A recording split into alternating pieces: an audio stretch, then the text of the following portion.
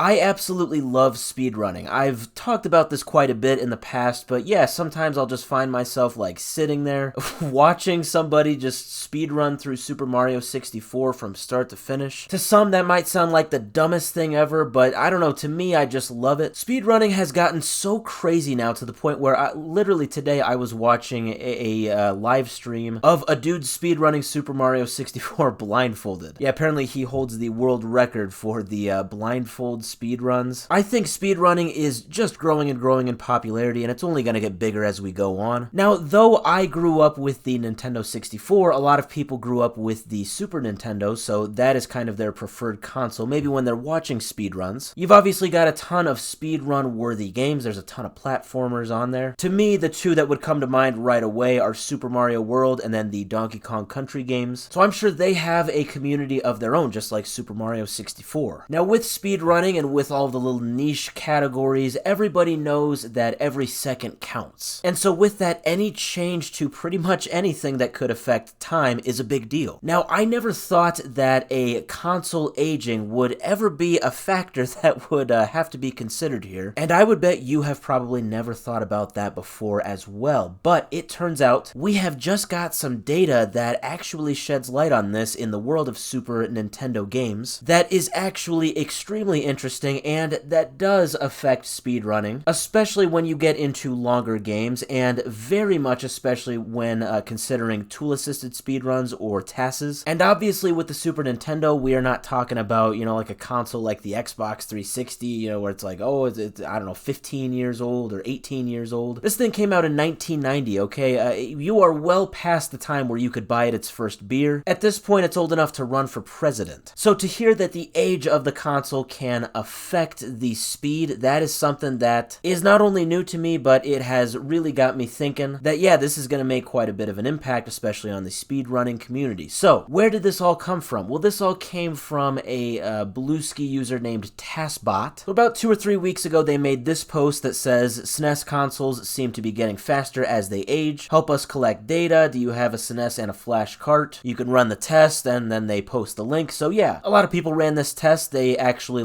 plugged in their own SNES console that they still have. 35 years later, they booted it up and they tested it, and they saw how fast it was. Now, I do want to stop and point out, before we go any further, that this has to do with something called the DSP of the console. This is the digital signal processor, and basically it runs on hertz. Now, it was pointed out that there are different manuals from 1990 that point out that back then, the DSP of the Super Nintendo was measured at 32,000 hertz. So the theory, I guess, from a few weeks ago from TASBot was that the hertz are larger now that we are 35 years later in 2025. Basically, over time, the hertz have slightly risen, and as a result, games are going to play slightly faster. Sounds a little crazy, but just a few days after that original post, they said that 90 results had already came in, and that at that point, it looked like the average recorded SNES from 2025 was 32,070 hertz, so it had risen by 70. So then now this brings us to yesterday. The final post, I guess, the final summary of the results was made available from TASBot in this post right here. So they do point out on the second to last line there that the average rate is officially 32,076 hertz. They did also point out that emulators run at about 32,040 hertz, and this is because they are from, I can't tell if it's 2003 or 2007 by the way that's worded, but essentially, yeah, the early 2000s would be around the time, I guess, people started making emulators and ROMs. So, maybe it was because the consoles at that time ran at that speed. But the main takeaway is that, yes, the average in 2025 for the SNES is 32,076 hertz, whereas 35 years ago, it was just a flat 32,000. So what does this actually mean? Well, a PC Gamer, they had wrote an article on this, and they kind of talk about this in terms of TAS, not the TASBot that I was talking about, but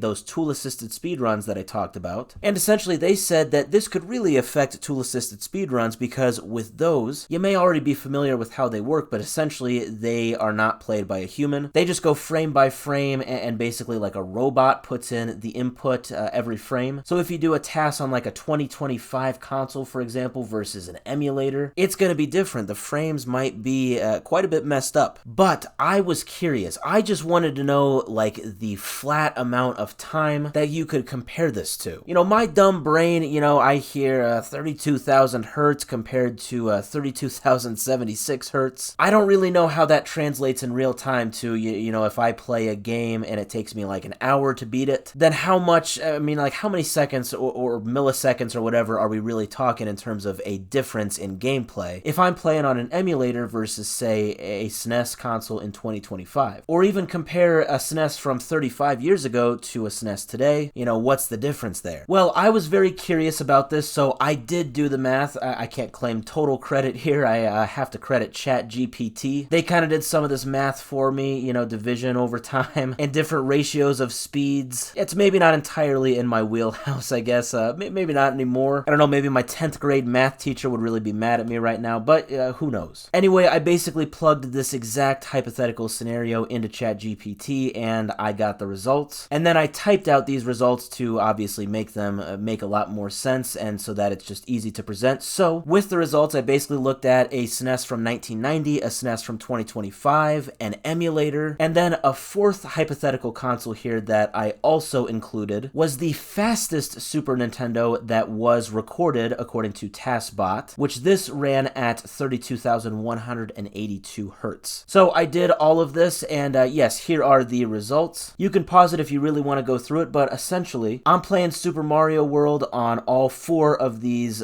consoles, or I guess 3 consoles and 1 emulator, and it takes me exactly an hour to beat the game on a SNES from 1990, so that's going to be the slowest console of the 4. So it takes me exactly an hour, so that's 60 minutes, 0 seconds. What that means is that if I play the game in the exact same way on the other 3, when comparing it to that flat hour, it's going to take me on an emulator 59 minutes and 55 seconds to beat the game. So then also on an average Super Nintendo from 2025, it's going to take me 59 minutes and 51 seconds. And then on that fastest Super Nintendo that was recorded, and there could be a faster one out there, who knows? For that one, it would take me 59 minutes and 39 seconds. So yes, obviously in real time, you're not talking about, you know, a ton of time save, I guess. It's not a huge difference in time. I mean, we're just talking about seconds here, but that can make a world of difference, especially in terms of speed running. And if you get a game that is much longer, or maybe you're doing like a marathon speed run, like multiple games, this could be minutes of difference, and it's only going to get bigger, the gap, as we go on. So I never thought that a console's age would make it go faster, you know, as it gets older. That's kind of weird. I didn't know that. We certainly do now know this. So I suppose the secret to every speed run is just to wait 10,000 years and you'll be able to beat every game in 10 seconds.